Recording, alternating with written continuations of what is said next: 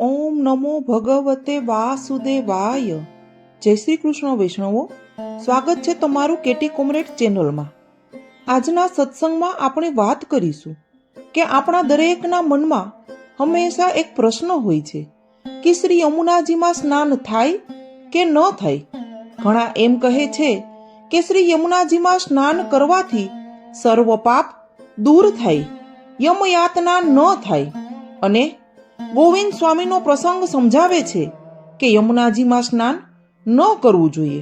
તો આપણને દરેકને એવું થતું હોય છે કે યમુનાજીમાં સ્નાન કરવું કે ન કરવું. તો તેનો આપણે આજે જવાબ મેળવીએ. સુરદાસજીનું એક કીર્તન છે જેમાં તેમણે શ્રી યમુનાજીમાં સ્નાન કરવાનું અને નહીં કરવાનું બંને બાબતો વર્ણવી છે. પદ છે એનું કે ભક્ત કો સુગમ શ્રી યમુને અગમ ઓરે, પ્રાતહી નાહત અગજાત તાકે શકલ, યમહુ રહત તાહી હાથ જોરે, અનુભવી બિના અનુભવ કહા જાનહી, જાકો પ્રિયા નાહી ચિત ચોરે, પ્રેમ કે સિંધુ કો મર્મ જાન્યો નહીં, સુર કહે કહા ભયો દેહ બોરે. સુરદાસજી આ પદમાં કહે છે કે શ્રી મહારાણીજીના પુષ્ટિ સ્વરૂપને તો ભક્તો જ સમજી શકે, બીજાઓ માટે એ અગમ્ય છે. સવારમાં જેઓ શ્રી યમુનાજીમાં સ્નાન કરે છે તેમના સર્વ પાપ દૂર થાય છે અને તેઓ યમયાતનામાંથી બચી જાય છે. જાણે યમરાજ પણ તે જીવોની સામે હાથ જોડીને ઊભા રહી જાય છે. પરંતુ જેને યમુનાજીના પુષ્ટિ સ્વરૂપનો અનુભવ નથી તેઓ માટેના ઉપરી સ્નાન એટલે કે શરીરના સ્નાનની આ વાત છે કે જે ફક્ત બાહ્ય સ્નાન છે. શ્રી ગોવર્ધનધર પ્રભુ જેમનું મન હરી લે તેમને જ શ્રી યમુનાજીના સ્વરૂપનો અનુભવ થાય છે. પ્રભુના પ્રેમથી ભરપૂર ભરેલા એ તુર્ય પ્રિયા શ્રી યમુનાજીના સ્વરૂપનું રહસ્ય જેઓ નથી સમજ્યા તેઓ જ એમાં સ્નાન કરે છે. પરંતુ એ રીતે દેહ બોળવાથી શું વળવાનું છે? અર્થાત મુખ્ય વસ્તુ તો પુષ્ટિ સ્વરૂપની પીછાન છે. ભાવુક ભગવદીઓ શ્રી યમુનાજીના દર્શન, જલપાન, શૃંગાર, ભોગ ધરવા, દૂધ આરોગવવું, ગુણગાન કરવા એ બધામાં આનંદ અનુભવે છે પણ સ્નાન કરતા નથી. આ એક ભાવનાનો વિષય છે. આ રીતે કરવાથી જ ભાવના દ્રઢ થાય છે.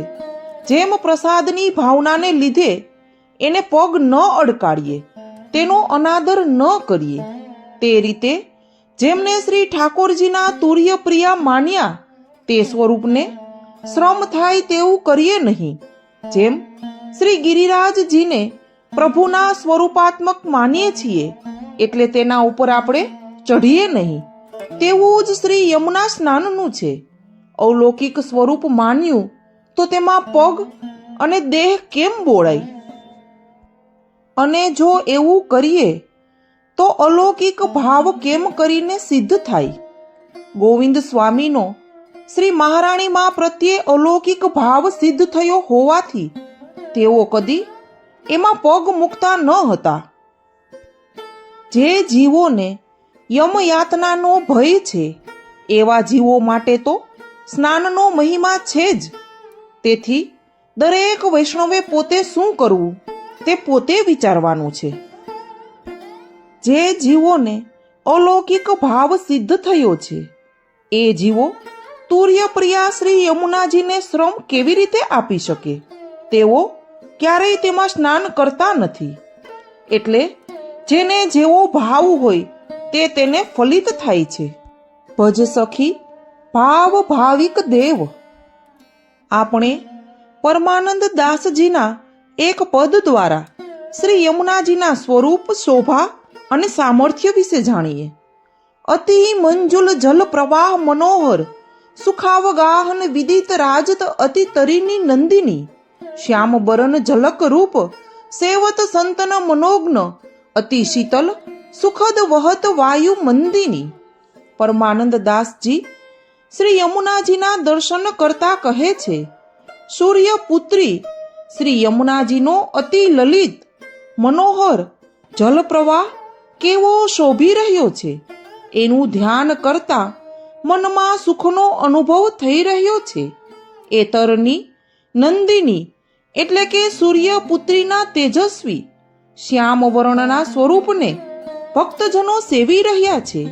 એ જલપ્રવાહ ઉપરથી આવતો મંદ મંદ પવન પણ શીતલ, સુખદાયક અને મનોહર લાગે છે. શ્રી યમુનાજીના જલમાં એટલા બધા કુમુદો ખીલ્યા છે કે જાણે કુંજ બની ગઈ હોય તેવું લાગે છે. એ શોભા જોઈને નેત્રો ઠરે છે. એની સરસ સુવાસ ચારેય બાજુ પ્રસરી રહી છે. શ્રી યમુનાજીના કાંઠા ઉપર કલહંસો મધુર કૂક દેતા કૂજન કરી રહ્યા છે. વળી જળમાં સુંદર કમળો ખીલ્યા છે. તેની પણ જાણે કમળ કુંજ બની છે. એ શોભા જોઈને અનેક કોયલો કુંજે છે અને ભ્રમરો ગુંજે છે. આવા શ્રી યમુનાજીને દેવો પણ વંદન કરે છે. હે શ્રી યમુનાજી, આપનું દુઃખ દૂર કરવાનું સામર્થ્ય સ્વભાવ જોઈને નારદ વગેરે મુનિઓ અને શંકર વગેરે દેવો દુઃખ નિવારણની આશાએ આપનું ધ્યાન ધરે છે. એ સૌ આપના પુલીન તટ ઉપર વાસ ઈચ્છે છે. આપના નામના રટણથી પાપ દૂર થાય છે. એટલે મુનિજનો આપના નામનો જપ કરે છે અને રસિકજનો આપના નામ સ્મરણથી પરમ આનંદનો અનુભવ કરે છે. પરમાનંદ દાસજી કહે છે કે હે શ્રી યમુનાજી, એ મહા આનંદનો અનુભવ કરવા હું પણ આપના નામનો જપ કરી રહ્યો છું. શ્રી કૃષ્ણના ચતુર્થ પ્રિયા શ્રી યમુનાજી પુષ્ટિ જીવોના ઉદ્ધાર્થે અને તેમને અલૌકિક સુખ આપવા જ તો આ ભૂતલ પર પધાર્યા છે. શ્રી યમુનાજીમાં સ્નાન કરવું કે નહીં તે દરેક વૈષ્ણવના પોતપોતાના ભાવ પર આધારિત છે. જેનો ભાવ તેવું તેને ફલ પ્રાપ્ત થાય. બોલો શ્યામ સુંદર શ્રી યમુને મહારાણી કી જય. વૈષ્ણવો, જો વિડીયો ગમ્યો હોય તો વિડીયોને લાઈક, શેર અને સબસ્ક્રાઇબ કરો. બાજુમાં આપેલા બેલ આઇકન પર ક્લિક કરજો, જેથી કરીને તમને વૈષ્ણવ સંપ્રદાયના સત્સંગના વિડીયો મળતા રહે. નીચે કમેન્ટ બોક્સમાં જય શ્રી કૃષ્ણ અવશ્ય લખજો. જય શ્રી કૃષ્ણ વૈષ્ણવો.